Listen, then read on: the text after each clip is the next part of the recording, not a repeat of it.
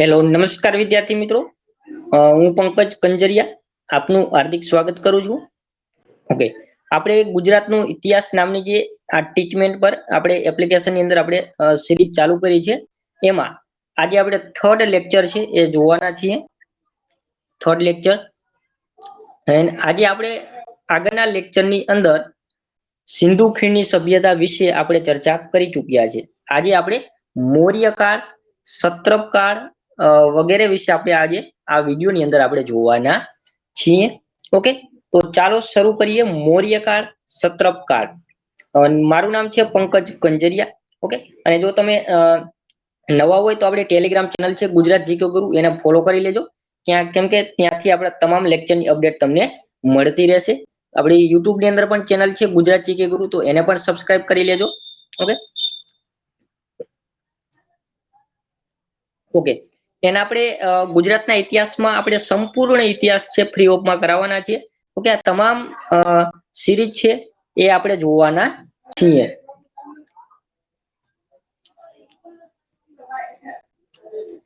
Okay, તો થોડું ઘણું ઓવરવ્યુ આપણે કાલે આગળના લેક્ચરમાં લઈ લીધું હતું મૌર્યકાળ વિશે. ઓકે, આપણે સંપૂર્ણ આજે ચાલુ ફરી વખત કરીએ મૌર્યકાળ વિશે.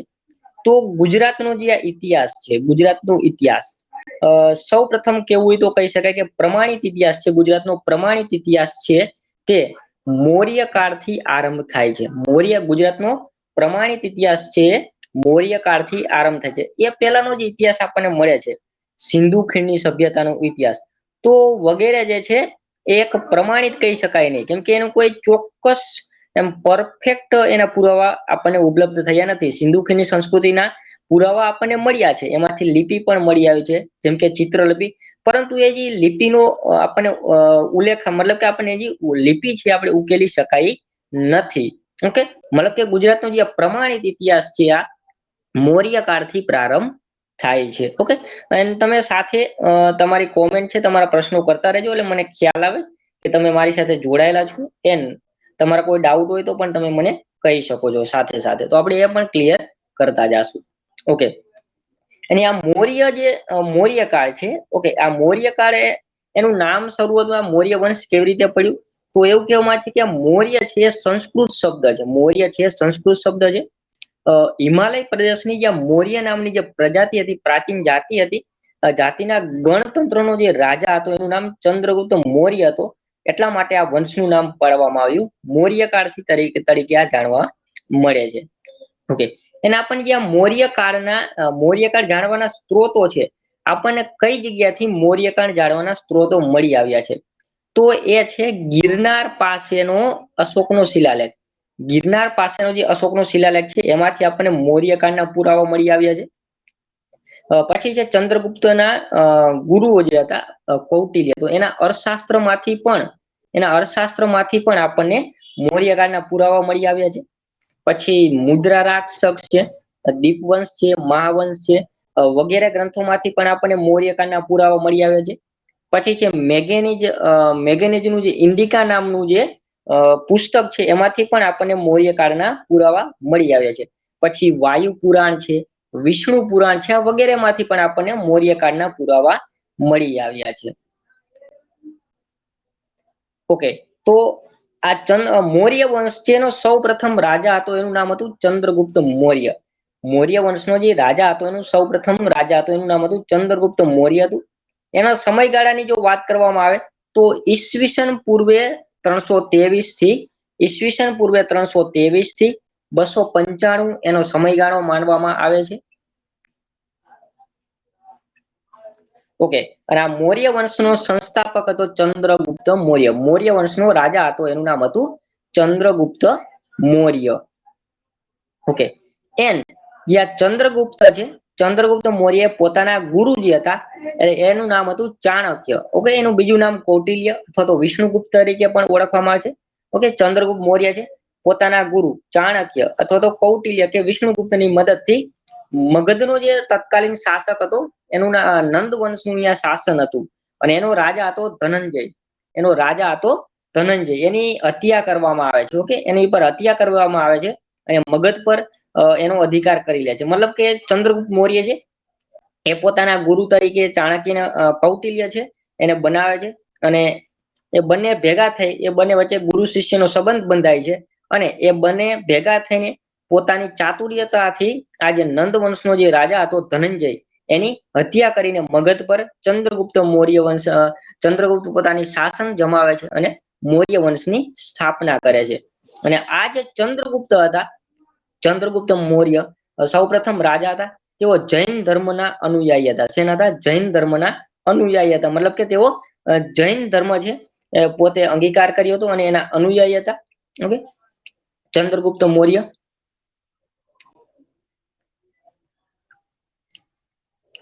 ઓકે, અને ત્યારબાદ આ જે ચંદ્રગુપ્ત મૌર્ય છે, ચંદ્રગુપ્ત મૌર્ય છે તેઓ ચંદ્રગુપ્ત મૌર્ય છે એમણે જૈન ધર્મગુરુ જે હતા, જૈન ધર્મગુરુ હતા ભદ્રબાહુ. ભદ્રબાહુ થી જૈન ધર્મની દીક્ષા લીધી હતી. મતલબ કે આ ચંદ્રગુપ્ત મૌર્ય છે એમને જૈન ધર્મની દીક્ષા કેની પાસેથી લીધી હતી? તો કે જૈન ધર્મના જે ધર્મગુરુ છે ભદ્રબાહુ પાસેથી તેઓ જૈન ધર્મની દીક્ષા લે છે.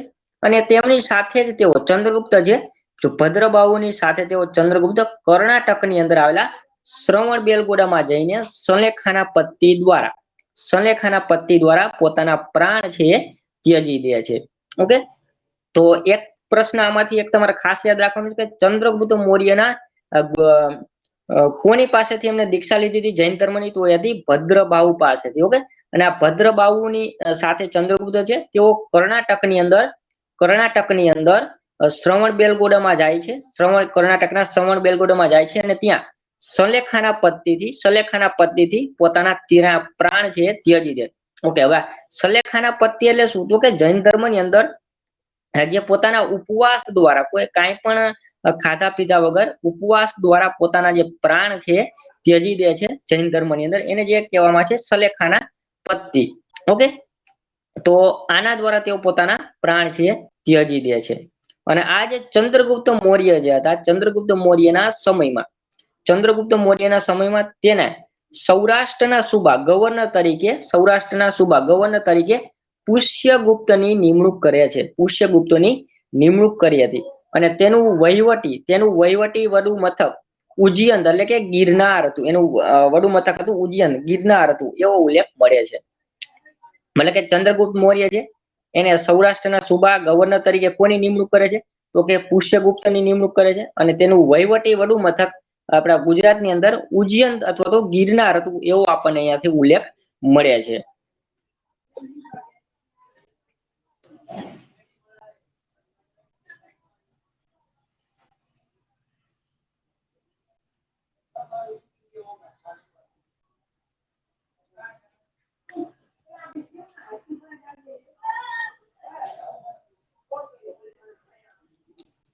ઓકે, હવે આપણે આગળ આમાં વધીએ તો આ જે ઉજ્જૈન એટલે કે ગિરનાર પર્વતની તળેટીમાં વસેલું છે. આ ઉજ્જૈન છે એ ગિરનાર પર્વતની તળેટીમાં વસ્યું હતું. એન પુષ્યગુપ્ત હતા એ ગિરનાર પર્વતમાંથી નીકળતી સુવર્ણ સિક્કા અને પલાશની નદીઓના વહેણ આગળ બંધ બાંધી ત્યાં સુદર્શન તળાવનું નિર્માણ કરાવ્યું હતું. ઓકે, જે આ ચંદ્રગુપ્ત મૌર્ય હતા એના સુબા હતા પુષ્યગુપ્ત. આ પુષ્યગુપ્તે સૌ પ્રથમ ગિરનાર પર્વતમાંથી નીકળતી સુવર્ણ સિક્કા અથવા તો પલાશની નદીઓના વહેણ આગળ બંધ બાંધીને ત્યાં સુદર્શન તળાવનું નિર્માણ કરાવ્યું હતું.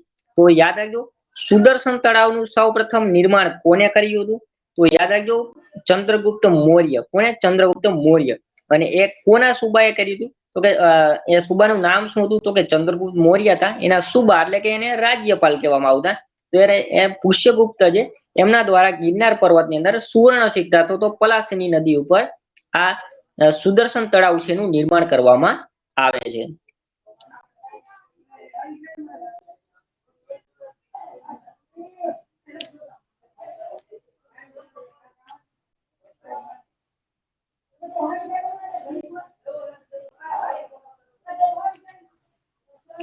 ઓકે, એન્ડ ત્યારબાદ આમ જો ઐતિહાસિક દ્રષ્ટિએ જોઈએ, ઐતિહાસિક આધારે આપણે જોઈએ તો જેને ગુજરાતનું પહેલું પાટનગર ગણાવી શકાય તે હતું ગિરનાર અથવા તો ગિરિનગર. આમ ઐતિહાસિક દ્રષ્ટિએ આપણે ગુજરાતનું પ્રથમ પાટનગર કેવું હોય તો આપણે ગિરનાર અથવા તો ગિરિનગરને આપણે ઓળખીએ છીએ. ઓકે, મૌર્ય યુગની અંદર. ત્યારબાદ છે સુદર્શન તળાવ. સુદર્શન તળાવ ભારતીય ઇતિહાસમાં પ્રથમ બંધ ગણાય. સુદર્શન તળાવ છે આપણા ભારતીય ઇતિહાસમાં પ્રથમ બંધ ગણવામાં આવે છે, જેમાંથી સિંચાઈ માટે નહેરો કાઢવામાં આવી હતી. સિંચાઈ માટે એમાંથી નહેરો કાઢવામાં આવી હતી. સુદર્શન તળાવ છે ભારતીય ઇતિહાસમાં સૌપ્રથમ બંધ ગણવું હોય તો આ સુદર્શન તળાવ હતું, અને જેમાંથી સિંચાઈ માટે નહેરો કાઢવામાં આવી હતી.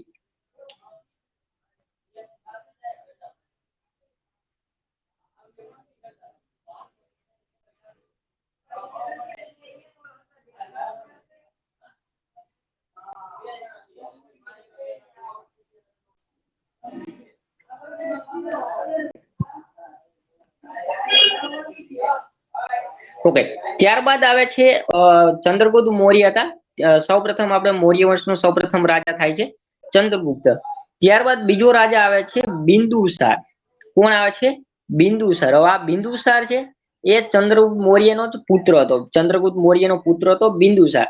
મૌર્ય વંશનો બીજો રાજા બને છે બિંદુસાર, અને એનો સમયગાળો ઈસવીસન પૂર્વે 298 થી 272 નો એનો સમયગાળો માનવામાં આવે છે. ઓકે, આ જે મૌર્ય વંશની અંદર જે બિંદુસાર જે હતો ચંદ્રગુપ્ત મૌર્ય પછી, ઓકે, ચંદ્રગુપ્ત મૌર્ય પછી તેનો પુત્ર બિંદુસાર છે એ રાજગાદી પર બેસે છે. ચંદ્રગુપ્ત મૌર્ય પછી એ રાજગાદી પર બેસે છે.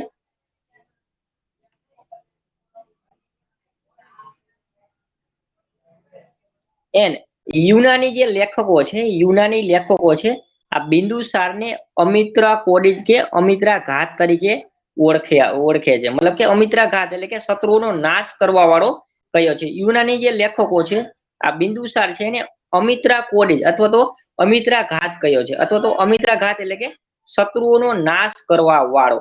શત્રુઓનો નાશ કરવા વાળો. પછી છે બિંદુસાર. તો આજે આ બિંદુસાર જે હતો આ આજીવિક સંપ્રદાયનો અનુયાયી હતો. જેમ ચંદ્રગુપ્ત મૌર્ય જે હતો એ જૈન ધર્મનો અનુયાયી હતો, તો એવી રીતે જે આ બિંદુસાર છે એ આજીવિક સંપ્રદાયનો અનુયાયી હતો. શેનો? આજીવિક સંપ્રદાયનો અનુયાયી હતો. ઓકે, બિંદુસાર વિશે આપણને બહુ માહિતી છે બહુ ઓછી મળે છે, જો એટલી જોવા મળતી નથી. આપણને જે બિંદુસાર છે એના વિશે આપણને માહિતી છે બહુ ઓછી મળે છે. ચંદ્રગુપ્ત મૌર્ય વિશેની થોડીક જાજી મળે છે, અને ત્યારબાદ સૌથી વધારે આપણને સમ્રાટ અશોક એના વિશે આપણને માહિતી છે. સૌથી વધારે આપણને એના પુરાવા છે આપણને મળી આવ્યા છે.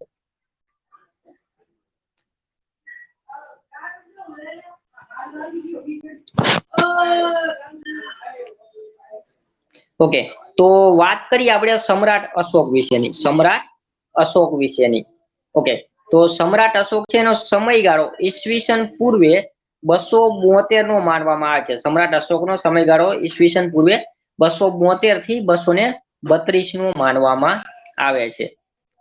ઓકે, આ જે સમ્રાટ અશોક છે, સમ્રાટ અશોક એવો સૌપ્રથમ ઈસવીસન 272 પૂર્વેમાં, ઈસવીસન પૂર્વે 272 માં તેઓ રાજગાદી પ્રાપ્ત કરે છે. ક્યારે? 272 માં, ઈસવીસન પૂર્વે 272 માં રાજગાદી પ્રાપ્ત કરી લે છે. અને પરંતુ તેમના ભાઈઓમાં ઉત્તરાધિકારી માટે ગૃહયુદ્ધ ચાલતું હતું. આ જે રાજા બનવા માટે એમના જે બિંદુસાર હતા એમના ઉત્તરાધિકારી માટે ગૃહયુદ્ધ ચાલતું હતું, એમના અંદરો અંદર ભાઈઓ માટે. અને એવું કહેવામાં આવે છે કે આ સમ્રાટ અશોક છે તેના 99 ભાઈઓનો વધ કરીને આ મગધની ગાદી ઉપર બેસે છે. એનું કારણ છે કે આ બધાને હરાવીને અશોકે સત્તા મેળવી લીધી, અને આમ ઈસવીસન 269 માં, ઈસવીસન પૂર્વે 269 માં તેનું વાસ્તવિક રાજ્યાભિષેક થયું હતું. કેમ કે જો બસ એનો સમયગાળો એવું માનવામાં છે 272 નો છે, પરંતુ એનો જે વાસ્તવિક રાજ્યાભિષેક છે એ ઈસવીસન પૂર્વે 269 માં થયો હતો. 269 માં એનો રાજ્યાભિષેક છે તે થયો હતો.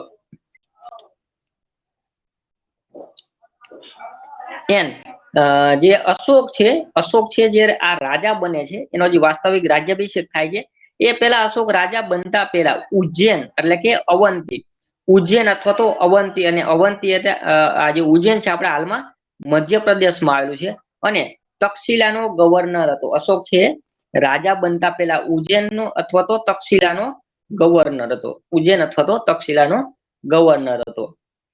અને અશોકનો જે આ અભિલેખ આપણને મળી આવે છે, અશોકના જે અભિલેખો મળી આવે છે, શિલાલેખો મળી આવે છે, તો અશોકના જે આ અભિલેખ છે એમાં અશોકના અભિલેખોથી અશોકનું સામ્રાજ્યનો વિસ્તાર, અશોકનો ધર્મ, એમના વિદેશો સાથે કેવા સંબંધ હતા, રાજ્ય વહીવટ, અશોકનું ચરિત્ર, કળા અને શિક્ષણનો પ્રસાર અને તેના સમયની સામાજિક અવસ્થાની જાણકારી પણ આપણને મળે છે. અશોકના સમયમાં ઘણા બધા અભિલેખો બનાવવામાં આવ્યા હતા, કોતરાવવામાં આવ્યા હતા.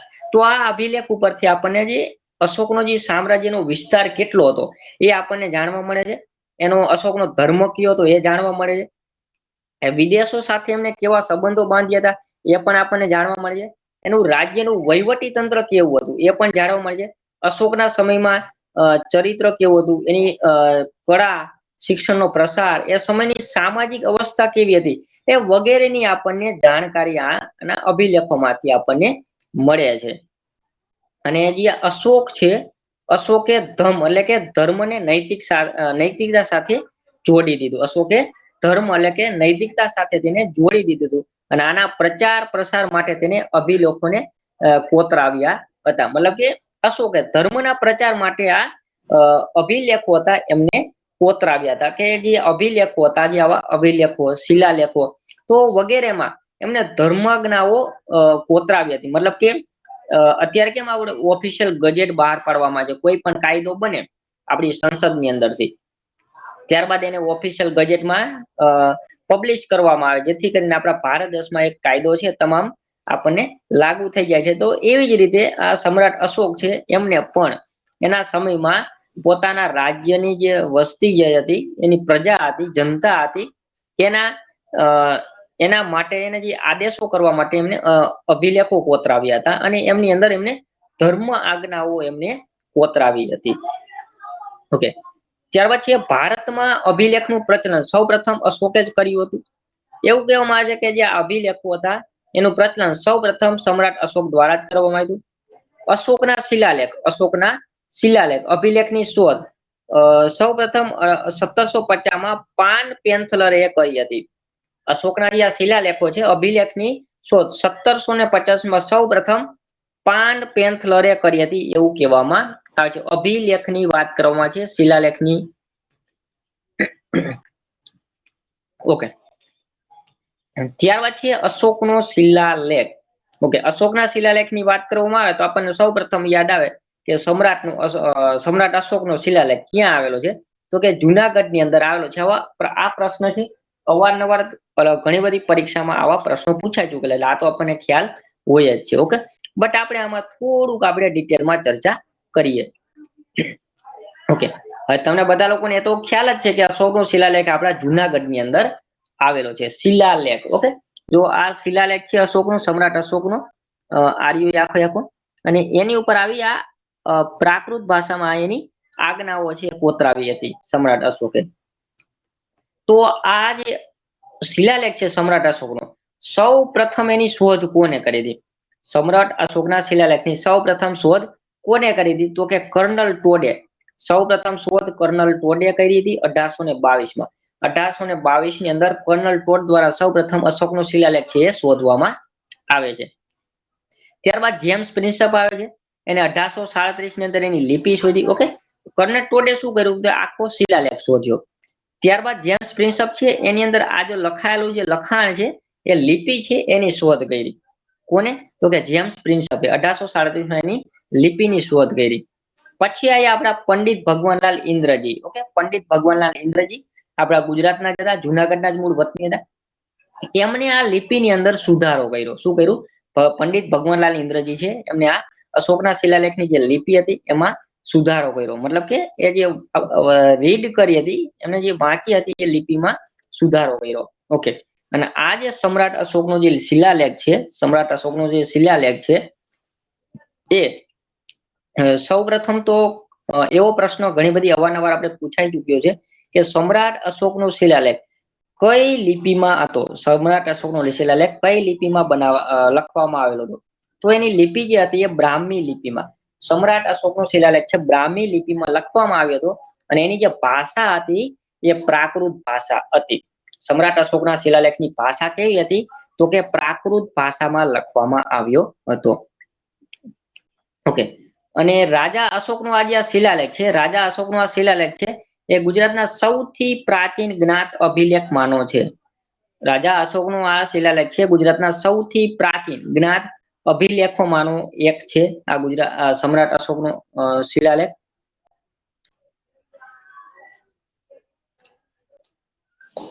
ઓકે, સાથે તમારે કોઈ ડાઉટ હોય તો પ્રશ્ન કરતા જજો. તમે મને ઓડિયો દ્વારા પણ તમે મને મારી સાથે ડાયરેક્ટ સીધા કનેક્ટ થઈ શકો છો. ઓકે.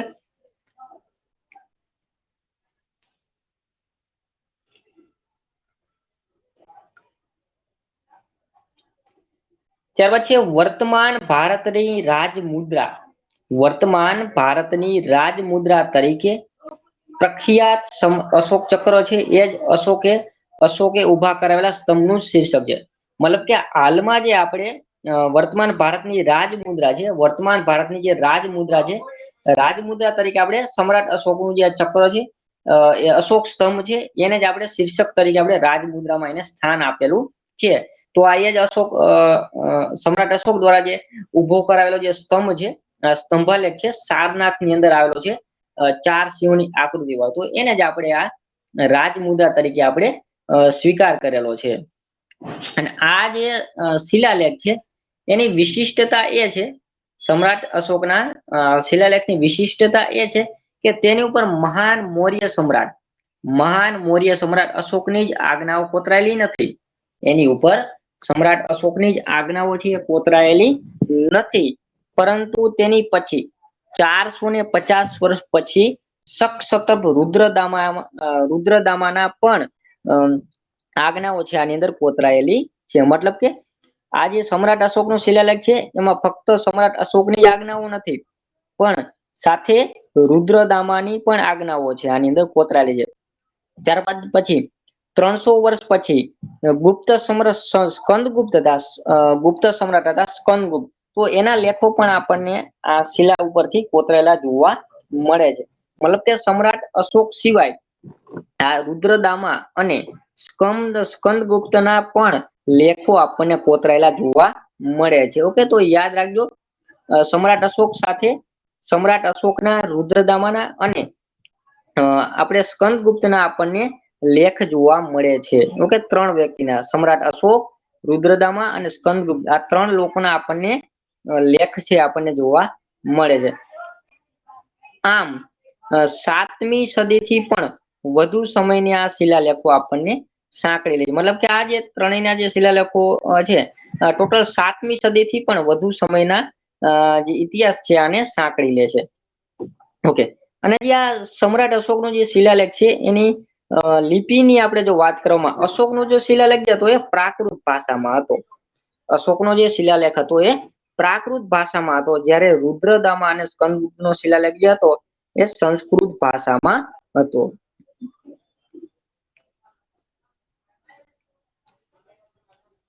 મતલબ કે જે આ સમ્રાટ અશોક છે, ઓકે, સમ્રાટ અશોક, આ જે સમ્રાટ અશોક હતો એમનો જે શિલાલેખ હતો એની જે લિપિ પૂછે તો બ્રાહ્મી લિપિ હતી, એની લિપિ પૂછે તો બ્રાહ્મી લિપિ હતી, અને ભાષા પૂછે તો પ્રાકૃત ભાષા હતી, પ્રાકૃત ભાષા હતી. સમ્રાટ અશોકનો શિલાલેખ બ્રાહ્મી લિપિમાં અને પ્રાકૃત ભાષામાં કોતરાયો હતો. અને જ્યારે રુદ્રદામા અને સ્કંદગુપ્ત છે, રુદ્રદામા અને સ્કંદગુપ્ત છે, એમની જે લિપિની જો વાત કરવામાં આવે તો એ દેવનગરી લિપિ હતી, દેવનગરી લિપિ હતી. અને જ્યારે એની ભાષા હતી એ સંસ્કૃત ભાષા હતી. કેવી હતી? સંસ્કૃત ભાષા હતી.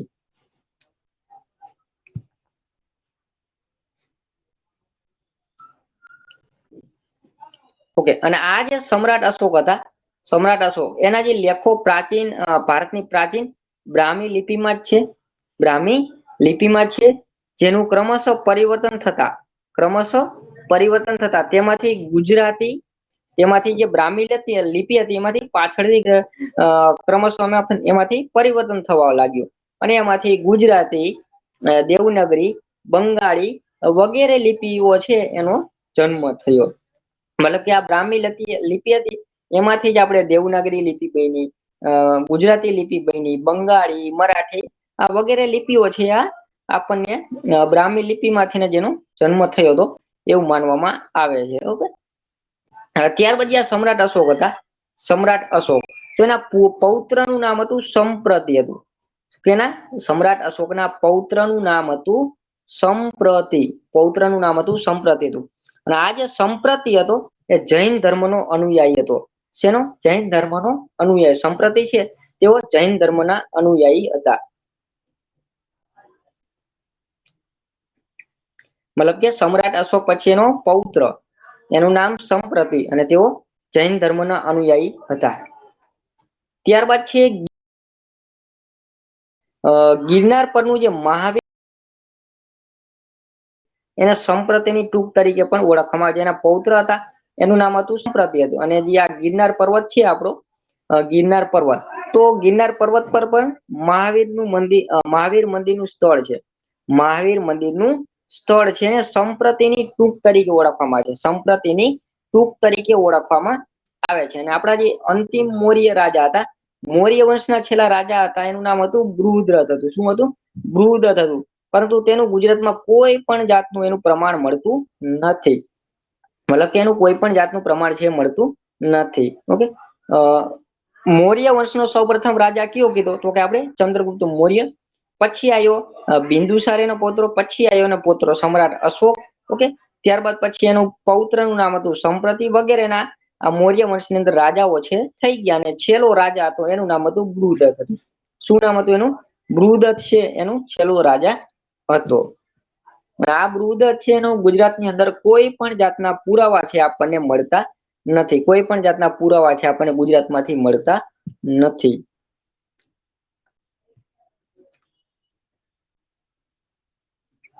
ઓકે, મૌર્ય વંશ છે અહીંયા આપણે પૂરો થાય છે. મૌર્ય વંશ છે આપણે પૂરો થાય છે એનું ઓવરવ્યુ હું ઝડપથી આપી દઉં. આપણે ઓવરવ્યુ એનું જોઈ લઈએ મૌર્ય વંશની.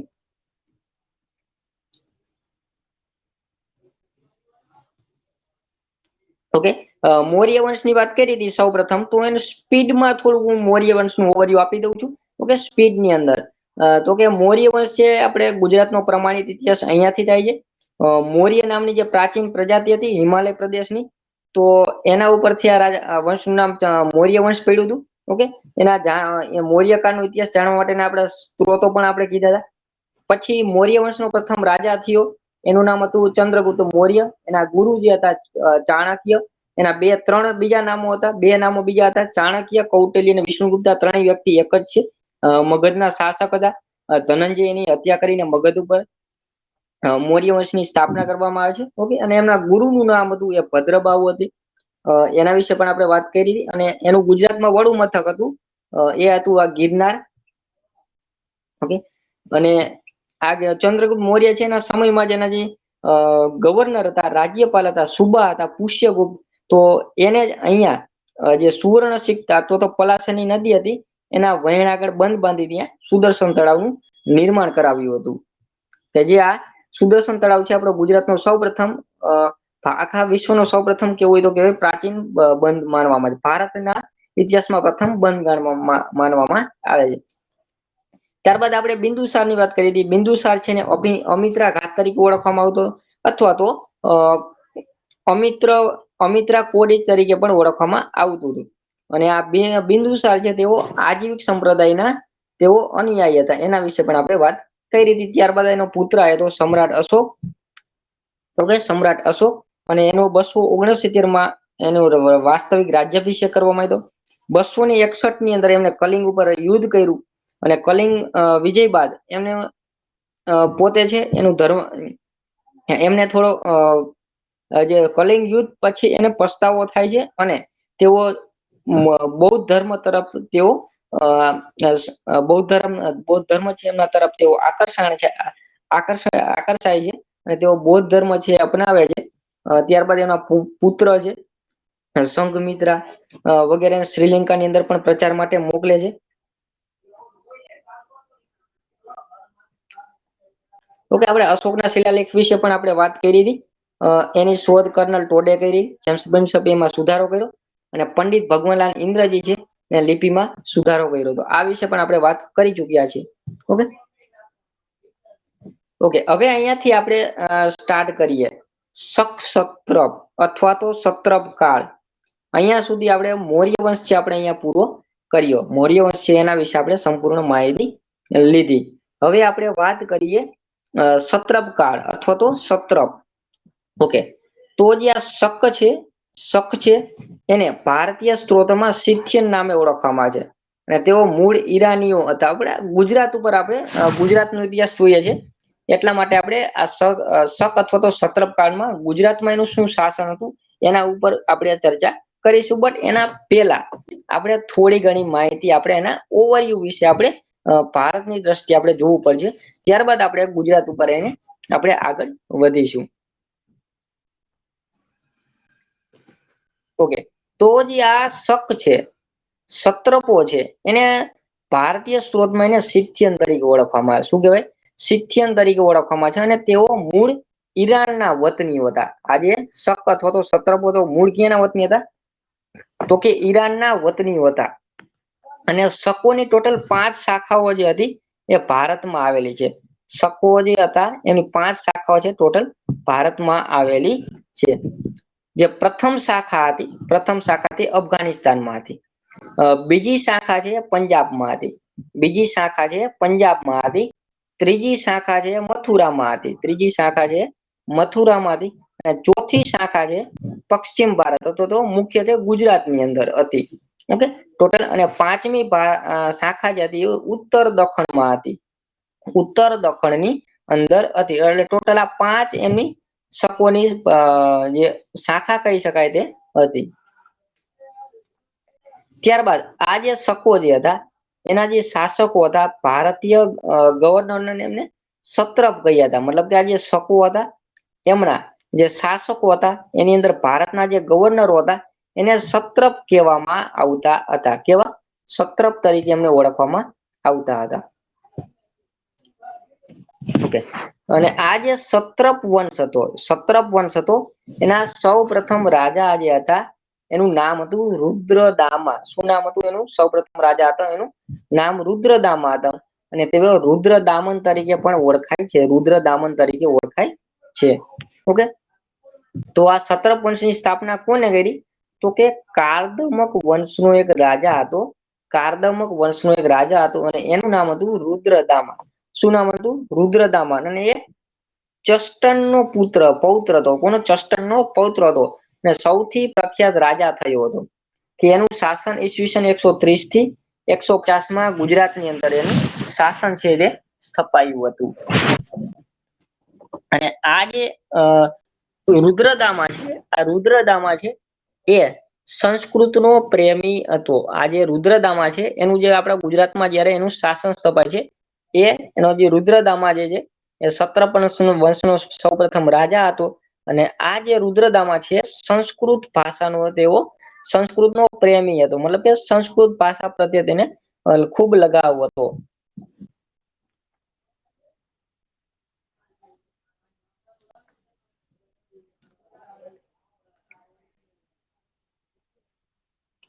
ત્યારબાદ આ જે રુદ્રદામાની આપણે વાત કરીએ તો રુદ્રદામાનો જુનાગઢની અંદર એનો અભિલેખ અથવા તો ગિરનારનો અભિલેખ સૌથી પહેલા શુદ્ધ સંસ્કૃત ભાષામાં કોતરાવેલો સૌથી લાંબો અભિલેખ છે.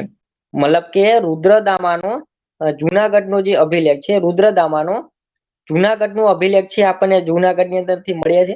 ઓકે, સમ્રાટ અશોકનો જે શિલાલેખ છે એમાં રુદ્રદામાનો પણ અભિલેખ આપણને મળે છે ગિરનારની અંદર. અને સૌથી પહેલા શુદ્ધ સંસ્કૃત ભાષામાં કોતરાયેલો આપણને આ રુદ્રદામાનો જે અભિલેખ છે આપણને અહીંથી મળે છે. ઓકે, અને આના પહેલાના બધા જ અભિલેખો હતા પ્રાકૃત ભાષામાં હતા. આપણે આગળ જોઈ ગયા કે સમ્રાટ અશોક જે હતો એમનો જે અભિલેખ છે એ પ્રાકૃત ભાષામાં હતો. ઓકે, બટ જે આ રુદ્રદામા છે એનો અભિલેખ જે હતો એ સંસ્કૃત ભાષામાં હતો. સૌથી શુદ્ધ સંસ્કૃત ભાષામાં લખાયેલો હતો અને સૌથી લાંબો સંસ્કૃત ભાષામાં લખાયેલો આ અભિલેખ હતો. અને આ જે રુદ્રદામા છે મહાસત્રપની ઉપાધિ ધારણ કરી હતી. આ રુદ્રદામા છે એમણે મહાસત્રપની ઉપાધિ ધારણ કરી હતી. અને આ રુદ્રદામાએ સાતવન શાસક ગૌતમી પુત્ર સાતકર્ણીના પુત્ર રુદ્રદામાએ સાતવનના જે શાસકો હતા એનું નામ હતું ગૌતમી પુત્ર સાતકર્ણીના પુત્ર વશિષ્ઠ પુત્ર સાતકર્ણીને તેણે 2 વખત પરાજિત કર્યા હતા. 2 વખત એમને પરાજિત કર્યા હતા. ઓકે, એક જ મિનિટ વેઇટ.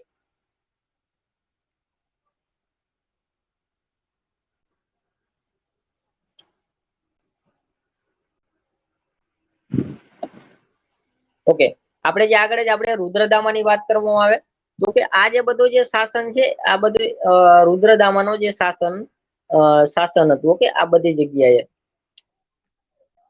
આ જે ડાર્ક કરેલું છે, આ જે આ ગ્રીન ડાર્ક છે એ જે આ રુદ્રદામાનો વિસ્તાર હતો.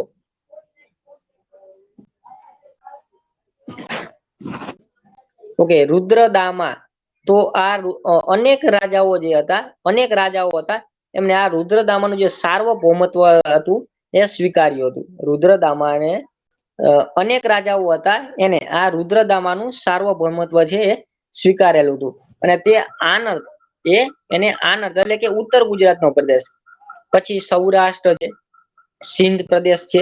ઓકે, સિંધ પ્રદેશમાં એ સમયે સિંધ, કચ્છ, મરુ અને મારવાડ વગેરે એની અંદર આવી જતા હતા. સિંધ પ્રદેશમાં સિંધ, કચ્છ, મારવાડ વગેરે. પછી સાકર એટલે કે પૂર્વ માળવા, સાકર પ્રદેશ એટલે કે પૂર્વ માળવા, અને અવંતી એટલે કે પશ્ચિમ માળવા, પછી અનુપ એટલે કે માહિષ્મતી અને સબ્રભૂમિ તો કે સાબરકાંઠા, સૌવીર, કુકુર, અપરાધ આ વગેરે પ્રદેશોનો તે આ રુદ્રદામા છે સ્વામી હતો. રુદ્રદામા છે એનો સ્વામી હતો. અને આ જે રુદ્રદામા છે આની રાજધાની હતી આ સત્રપ વંશની એ ઉજ્જૈન અથવા તો ઉજ્જૈન હતી એની રાજધાની હતી. ઉજ્જૈન છે એની રાજધાની હતી. અને આ રુદ્રદામા જે હતો એનો સૌરાષ્ટ્રનો તે સમયનો ગવર્નર જે હતો એ પહ્યવ વૈશાખ હતો. પહ્યવ વૈશાખ જે હતો એનો ગવર્નર હતો, તો સુબો અથવા તો રાજ્યપાલ હતો. રુદ્રદામાનો જે રાજ્યપાલ હતો એનું નામ હતું વિશાખા.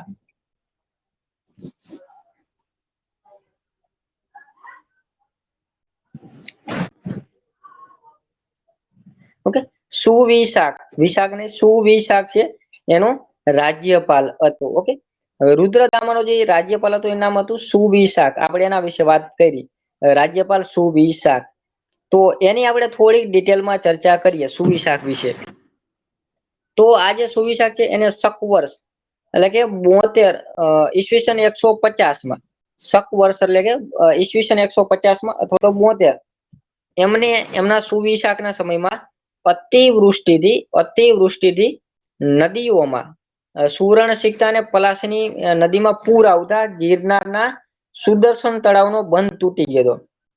આજે રુદ્રદામાનો જે રાજ્યપાલ હતો સુવિશાખ, તો એના સમયની અંદર જે અતિવૃષ્ટિથી જ્યાં સુવર્ણસિક્તા અને પલાશીની નદી ઉપર પૂર આવતા ગિરનારના આ સુદર્શન તળાવ છે એનો બંધ જે છે એ તૂટી જાય છે.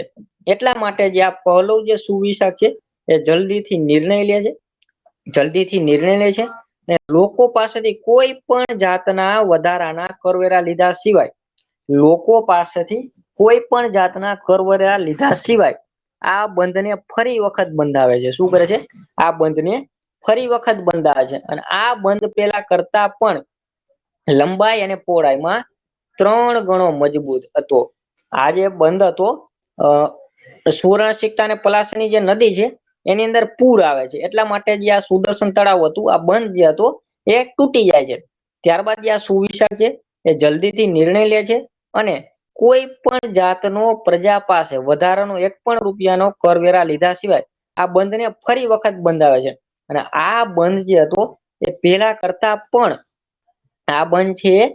કરતા પણ અને લંબાઈ અને પહોળાઈમાં 3 ગણો મજબૂત બને છે. ઓકે, અને એમના જે આ સિક્કાઓ આપણને મળી આવે છે, એમના જે સિક્કાઓ આપણને મળી આવે છે, સિક્કાઓના લખાણો તથા ચિહ્નો, સિક્કાના લખાણો તથા ચિહ્નો ધર્મ હોવાનું મનાય છે, શૈવ ધર્મ હોવાનું માનવામાં આવે છે. ઓકે, અને આ જે વંશ છે, આ વંશનો જે છેલ્લો રાજા હતો રુદ્રદામા છે. ઓકે, આ વંશનો જે છેલ્લો રાજા હતો રુદ્રસિંહ ત્રીજો હતો. આ વંશનો છેલ્લો રાજા હતો રુદ્રસિંહ ત્રીજો હતો, અને જેને ગુપ્ત વંશના ચંદ્રગુપ્ત બીજા, ગુપ્ત વંશના ચંદ્રગુપ્ત બીજા એટલે કે વિક્રમાદિત્યએ હરાવી દીધા હતા અને રાજ સત્તા એમને મેળવી લીધી હતી. આ વંશનો છેલ્લો રાજા હતો રુદ્રસિંહ ત્રીજો હતો, અને જેને ગુપ્ત વંશના ચંદ્રગુપ્ત બીજા વિક્રમાદિત્યએ હરાવી દીધા અને રાજ સત્તા છે એને મેળવી લીધી હતી. શકોએ પોતાનો શકો જે હતા એમને પોતાનો સંવત્સર ચાલુ કર્યો તે પહેલા દેશમાં વિક્રમ સંવત પ્રવર્તમાન હતો. મતલબ કે આ જે શકો હતા એમને પેલા એમને શક સંવત્સર ચાલુ કરી એ પેલા દેશની અંદર વિક્રમ સંવત છે એ પ્રવર્તમાન હતો. શક અત્યારે આપણે કેમ શક સંવત નો પ્રારંભ કર્યો એ પેલા વિક્રમ સંવત નો પ્રારંભ થઈ ચુકેલો હતો. અને શક સંવત છે એનો પ્રારંભ ઈસવીસન 78 માં થયો હતો. શક સંવત છે એનો પ્રારંભ ઈસવીસન 78 માં થયો, જ્યારે વિક્રમ સંવત છે એનો પ્રારંભ ઈસવીસન પૂર્વે 56 માં શરૂ થયો. એટલે કે બંને વચ્ચે 134 વર્ષનું અંતર છે. બંને વચ્ચે 134 વર્ષનું અંતર છે. ઓકે, તો યાદ રાખજો શક સંવત ક્યારથી શરૂ થયું તો કે ઈસવીસન 78 માં, અને વિક્રમ સંવત ક્યારે શરૂ થયું તો કે ઈસવીસન પૂર્વે 56 ની અંદર. ક્યારે? ઈસવીસન પૂર્વે 56 ની અંદર. મતલબ કે આ વિક્રમ સંવત અને શક સંવત આ બંને વચ્ચે ટોટલ 134 વર્ષનું અંતર છે. બંને વચ્ચે 134 વર્ષનું અંતર છે.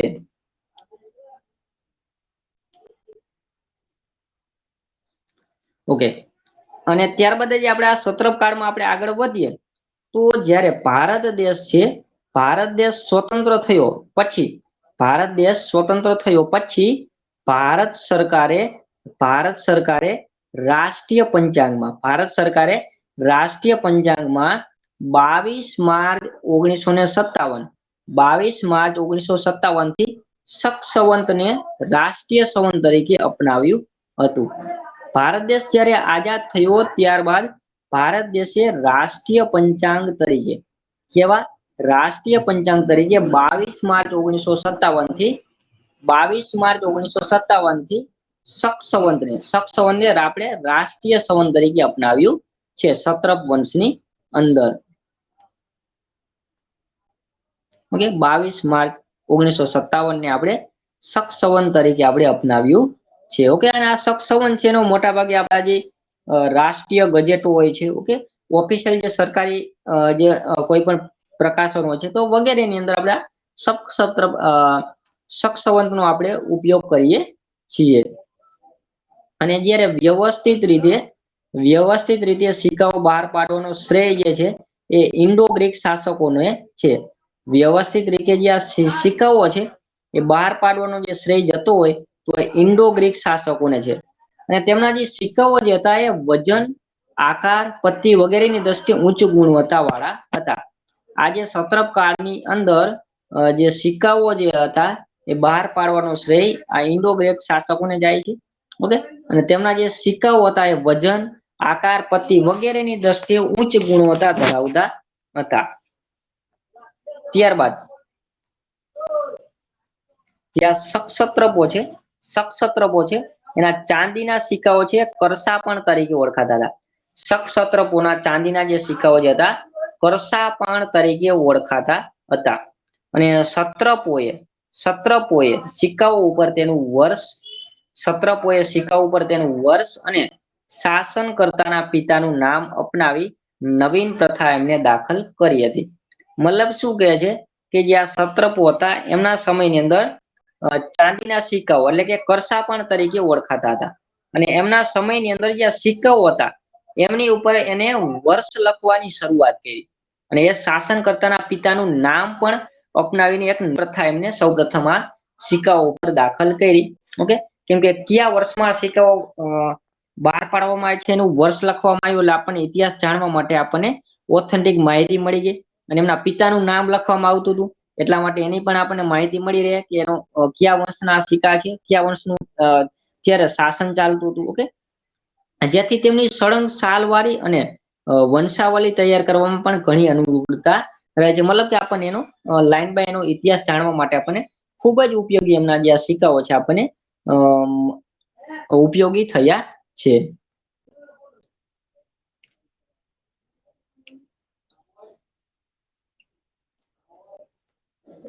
ઓકે, તો આ વાત થઈ આપણા સત્રપ કાળની. ઓકે, સત્રપ કાળની આપણે આ વાત થઈ. ઓકે, હજી પણ આપણે આગળ આપણે વાત કરીએ. એક જ મિનિટ વેઇટ.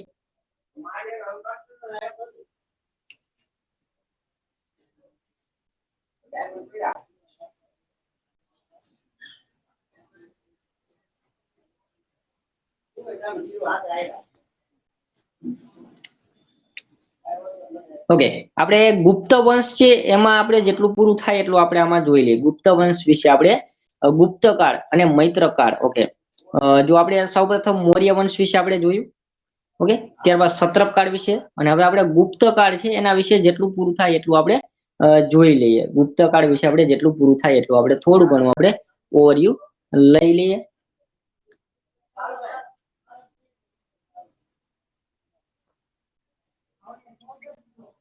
કેમ કે હવે આપણી પાસે ખાલી ઓનલી 10 મિનિટ છે. 10 મિનિટમાં આપણે ગુપ્ત કાળમાં જેટલું પૂરું થાય એટલું આપણે લઈ લઈએ, અને થોડું ઘણું આપણે ઓવરવ્યુ છે આપણને મળી જશે. પછી આપણે આગળના લેક્ચરમાં આપણે ગુપ્ત કાળ છે આખે આખો આપણે જોઈ લેશું. ઓકે, આ જે ગુપ્ત કાળ છે, આ ગુપ્ત કાળ છે એને પ્રાચીન ભારતીય ઇતિહાસમાં સુવર્ણ યુગ કહેવામાં આવે છે. પ્રાચીન ભારતના ઇતિહાસની અંદર જો કોઈ સુવર્ણકાળ કહેવામાં આવતું હોય તો આ ગુપ્ત કાળને કહેવામાં આવે છે. જેમ ગુજરાતનો ઇતિહાસ છે, ગુજરાતની અંદર કયા વંશને સુવર્ણકાળ કહેવામાં આવે છે, તો આપણને ખ્યાલ છે કે સોલંકી વંશ છે ગુજરાતના ઇતિહાસમાં સુવર્ણકાળ છે. સોલંકી વંશ છે ગુજરાતના ઇતિહાસમાં સુવર્ણકાળ છે. તો એવી જ રીતે આપણા ભારતના ઇતિહાસમાં જો સુવર્ણ યુગ તરીકે ઓળખવામાં આવતું હોય તો એ છે આ ગુપ્ત કાળ છે, ને ભારતના ઇતિહાસમાં સુવર્ણ યુગ તરીકે ઓળખવામાં આવે છે.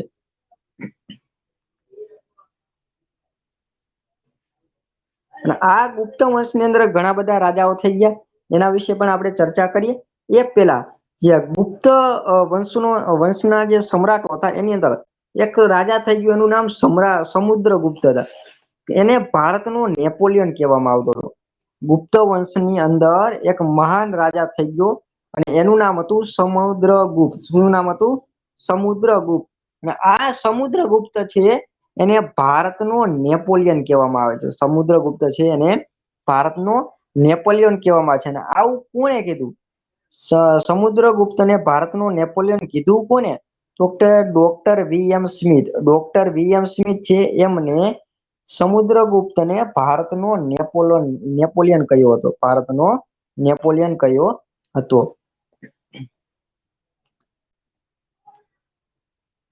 ત્યારબાદ છે ગુપ્ત વંશના ચંદ્રગુપ્ત બીજા છે એને વિક્રમાદિત્ય તરીકે ઓળખવામાં આવે છે.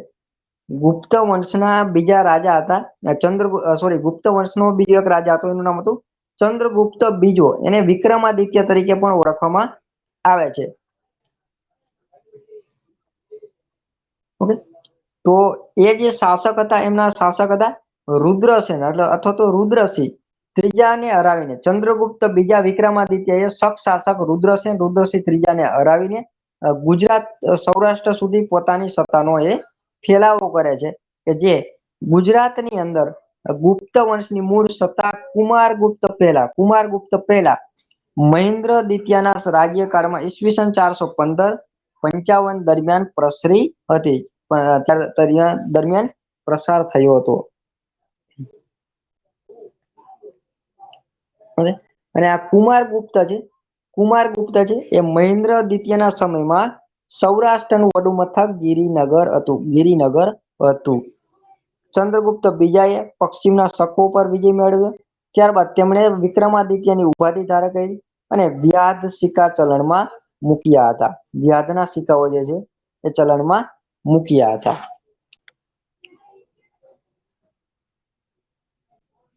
મતલબ કે આપણે ગુપ્તકાળની વાત કરી તો કે ગુપ્તકાળ છે ને પ્રાચીન ભારતના ઇતિહાસમાં સુવર્ણકાળ કહેવામાં આવે છે. ઓકે, એના વિશે આપણે વાત કરી. પછી ગુપ્ત વંશની અંદર જો સમુદ્રગુપ્ત રાજા થઈ ગયો, ચંદ્રગુપ્ત બીજો વિક્રમાદિત્ય મહાન રાજા થઈ ગયો, શ્રીગુપ્ત કે જેને ગુપ્તકાળની શરૂઆત કરી એની વંશની સ્થાપના કરી વગેરે રાજાઓ થઈ ગયા. સમુદ્રગુપ્ત જેને ભારતનો નેપોલિયન કહેવામાં આવે છે અને સમુદ્રગુપ્તને ભારતનો નેપોલિયન કીધો કોને તો ડોક્ટર વિલિયમ સ્મિથ છે એને સમુદ્રગુપ્તને ભારતનો નેપોલિયન કહેતો, એના વિશે આપણે વાત કરી હતી. ઓકે, ચંદ્રગુપ્ત બીજાએ પશ્ચિમના શકો ઉપર વિજય મેળવ્યો. ત્યારથી તેમણે વિક્રમાદિત્યની ઉપાધિ ધારણ કરી હતી. આના વિશે પણ આપણે વાત કરી. ઓકે,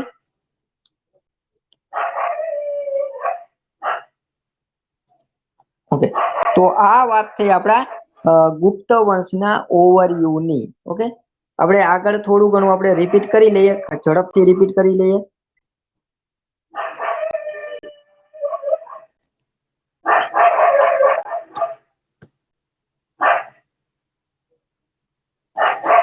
ઓકે, સૌપ્રથમ આપણે જો સિંધુ ખીણની સભ્યતા આપણે જોઈ લીધી. ઓકે, સિંધુ ખીણની સભ્યતાનો ઇતિહાસ જોઈ લીધો, મૌર્ય કાળ જોઈ લીધો, સત્ર કાળ જોયો અને ગુપ્ત કાળ જોયો. અને હવે પછી આપણે મૈત્ર કાળ પછી આપણે જોવાનો સોરી ગુપ્ત વંશ છે આપણે હજી શરૂ કર્યો છે.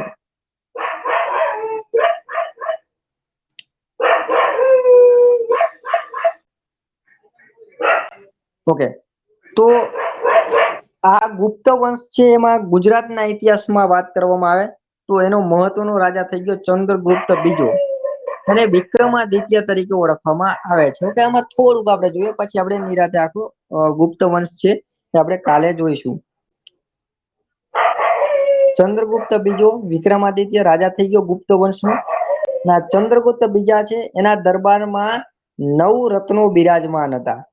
ગુપ્ત વંશની અંદર જે ચંદ્રગુપ્ત બીજો હતો એને વિક્રમાદિત્ય તરીકે ઓળખવામાં છે અને એના દરબારની અંદર 9 રત્નો બિરાજમાન હતા. 9 રત્નોથી એની સભા છે એ સભા છે એ ખીલી ઉઠતી, મતલબ કે એની એના જે 9 રત્નો છે એ એક શોભાયમાન હતા એમના.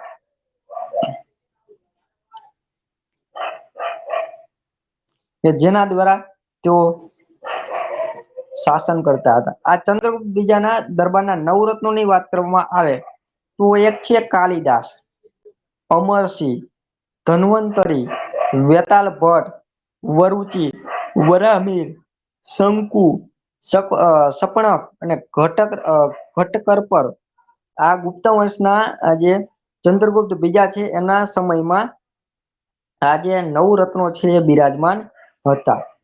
અને ગુપ્ત શાસક જે હતા એમાં સ્કંદગુપ્ત હતો. સ્કંદગુપ્ત એને હુણોને વર્ષો સુધી હરાવ્યા, તેથી ભારતનો તારણહાર કહેવામાં આવે છે. ગુપ્ત વંશના જે સ્કંદગુપ્ત જે રાજા થઈ ગયો એને હુણોને વર્ષો સુધી હરાવ્યા, તેથી એને ભારતનો તારણહાર કહેવામાં આવે છે. અને ગુપ્તકાળમાં ઉત્તર ગુજરાતમાં આવેલા વડનગરનું નામ આનંદપુર અથવા તો આનંદપુર પણ એમને રાખ્યું હતું. ચંદ્રગુપ્ત બીજાના સમયમાં ગુપ્તકાળમાં ઉત્તર ગુજરાતમાં આવેલું જે વડનગર છે આપણા મોદી સાહેબનું જન્મ સ્થળ, તો એનું નામ આનંદપુર અથવા તો આનંદપુર તરીકે રાખવામાં આવ્યું હતું. ઓકે, ત્યારબાદ છે ગુપ્ત શાસક સ્કંદગુપ્તના સમયે સૌરાષ્ટ્રના રાજ્યપાલ અથવા તો ગવર્નર અથવા તો સુબા તરીકે કર્ણદત્તની નિમણૂક કરવામાં આવે છે. કોની? કર્ણદત્તની નિમણૂક કરવામાં આવે છે. તો યાદ રાખજો, ગુપ્ત વંશની અંદર ઓકે જે આ સ્કંદગુપ્ત છે એને હુણોનો નાશ કર્યો હતો, એટલા માટે એને ભારતનો તારણહાર કહેવામાં આવે છે. ત્યારબાદ ગુપ્ત વંશની અંદર જે ઉત્તર ગુજરાતમાં આવેલું આપણું જે વડનગર છે એને આનંદપુર અથવા તો આનંદપુર તરીકે પણ ઓળખવામાં આવતું હતું. ત્યારબાદ ગુપ્ત શાસક સ્કંદગુપ્તના સમયે સૌરાષ્ટ્રના સુબા રાજ્યપાલ તરીકે કર્ણદત્તની નિમણૂક કરવામાં આવી હતી. ગિરનારના ગિરનારના નગરપતિનું પદ પણ કર્ણદત્ત પોતાના પુત્ર ચક્રપાલિતને આપ્યું હતું. ઓકે, સ્કંદગુપ્તના સુબાતા કર્ણદત્ત એની નિમણૂક કરવામાં છે રાજ્યપાલ તરીકે, અને આ કર્ણદત્ત હતો એના પુત્રનું નામ હતું ચક્રપાલિત, અને આ ચક્રપાલિત છે એને નગરપતિનું પદ આપ્યું હતું. એટલા માટે એમને સુદર્શન તળાવ ઈસવીસન 455 ની અંદર અતિવૃષ્ટિને લીધે તૂટી ગયું, જેનું સમારકામ અથવા તો જીર્ણોદ્ધાર કર્ણદત્ત તથા ચક્રપાલી દ્વારા કરવામાં આવે છે. આજે અતિવૃષ્ટિના કારણે જે સુદર્શન તળાવ જે હતું એ તૂટી ગયું હતું, પડી ગયું હતું. ઓકે, કે જે બહુ જ બુરી હાલતમાં હતું, એનું અતિવૃષ્ટિને કારણે જે તૂટી ગયું હતું એનો જીર્ણોદ્ધાર છે, એનું સમારકામ છે આ કર્ણદત્ત અને એના પુત્ર ચક્રપાલી દ્વારા કરાવવામાં આવે છે. આ ચક્રપાલિતે સુદર્શન તળાવના કિનારે વિષ્ણુ મંદિર 456 માં બંધાવ્યું હતું. વિષ્ણુનું ભગવાન ચક્રપાલિત છે ને સુદર્શન તળાવના કિનારે ભગવાન વિષ્ણુનું ચક્રધારી મંદિર બનાવ્યું હતું ઈસવીસન 456 ની અંદર.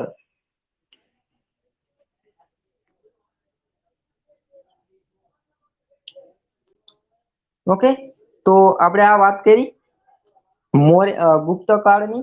તો યાદ રાખજો, ગુપ્ત કાળ છે ગુજરાતનો સુવર્ણ યુગ કહેવામાં આવે છે. ભારતનો નેપોલિયન, સમુદ્રગુપ્ત, ઓકે, પછી ચંદ્રગુપ્ત બીજો, વિક્રમાદિત્ય, એનો આપણો શાસન ગુજરાતમાં રહ્યો છે. ચંદ્રગુપ્ત બીજાએ પશ્ચિમના શકો પર વિજય મેળવ્યો, એટલા માટે એને વિક્રમાદિત્યની ઉપાધિ ધારણ કરી. પછી ચંદ્રગુપ્ત બીજો છે એના ટોટલ 9 રત્નો બિરાજમાન હતા, જેમ કે કાલિદાસ, અમરસિંહ, ધન્વંતરી, વેતાલ ભટ્ટ, વરુચિ, વરાહમિહિર, શંકુ, શપણક, ઘટપ્રભા વગેરે એમના ચંદ્રગુપ્ત મૌર્ય છે એમના 9 રત્નો હતા. અને એના સમયની અંદર સ્કંદગુપ્ત છે એને ભારતનો તારણહાર કહેવામાં આવે છે. ઉત્તર ગુજરાતમાં આવેલું વડનગર છે, એના સમયમાં નામ આનંદપુર હતો, તો આનંદપુર કરવામાં આવ્યું હતું. ઓકે, તો ગુપ્તકાળ વિશે આપણે આગળની ચર્ચા છે હવે પછીના લેક્ચરમાં આપણે કરીશું. તો અત્યાર સુધીમાં આપણે જોવા જઈએ તો આપણે સિંધુ ખીણની સભ્યતા છે એ ઓલમોસ્ટ પૂરું કરી નાખ્યું છે. ત્યારબાદ મૌર્યકાળ વિશે અત્યારે આપણે જોઈ લીધું. સત્રપકાળ વિશે પણ આપણે જોઈ લીધું. ગુપ્તકાળ છે એની આપણે શરૂઆત કરી છે આજે. ઓકે, આગળના લેક્ચરની અંદર આપણે ગુપ્તકાળ છે એ આપણે ઝડપથી પૂરું કરી દેશું. પછી આપણે મૈત્રકાળ લઈ લેશું, પછી સોલંકી કાળ લઈ લઈશું, વાઘેલા વંશ, ગુજરાતમાં મુસ્લિમ સલ્તનત, ગુજરાતમાં સ્વતંત્ર સુલતાનોનું શાસન, મુઘલ કાળ, ગુજરાતમાં મરાઠા યુગ, વિદેશી વસાહતો, બ્રિટિશ યુગ, 1857 નો વિપ્લવ, પછી ગુજરાતમાં સામાજિક અને ધાર્મિક સુધારણા આંદોલન, કોંગ્રેસ અને ગુજરાત ક્રાંતિકારી ચળવળો, ગુજરાતમાં ઓમલૂની આંદોલન, ગાંધી યુગ 1, 2, 3, આઝાદી પછીનું ગુજરાત, મહાગુજરાત આંદોલન, આ વગેરે વિશે આપણે જેટલા પણ લેક્ચર પૂરા થાય આપણે ધીરે ધીરે આપણે આ છે એ જોતા જાશું. ઓકે, તો અહીંયા આપણે ઓલમોસ્ટ 1 કલાક જેવું તો થઈ ગયું છે અત્યારે. ઓકે, તો તમારા કોઈ ડાઉટ હોય તો મને પૂછી શકો છો. અધરવાઇઝ આપણે અહીંયા લેક્ચર છે એને વિરામ કરીશું, મતલબ તો એન્ડ કરીશું. પછી આપણે પાછા કાલ રાતે 9 વાગે પાછા આપણે હાજર થઈ જાશું. ઓકે, તો અહીંયા સુધી આપણે રાખીએ. અને ખાસ જે આપણી ટેલિગ્રામ ચેનલ છે ગુજરાત જીકે ગુરુ, એને ફોલો કરવાનું ભૂલતા નહીં. ઓકે, ગુજરાત જીકે ગુરુ, ત્યાંથી તમે જોઈન થઈ જજો. આપણા તમામ લેક્ચરની અપડેટ, બીજી પણ અપડેટ તમને અહીંયાથી મળતી રહેશે. અને સબસ્ક્રાઇબ, આપણે યુટ્યુબ ની અંદર ચેનલ છે ગુજરાત જીકે ગુરુ, તો એને પણ સબસ્ક્રાઇબ કરવાનું ભૂલતા નહીં, કેમ કે ત્યાંથી પણ તમને નવા નવા વિડીયો એની નોટિફિકેશન તમામ છે આપણને યુટ્યુબ માંથી તમને મળતી રહેશે.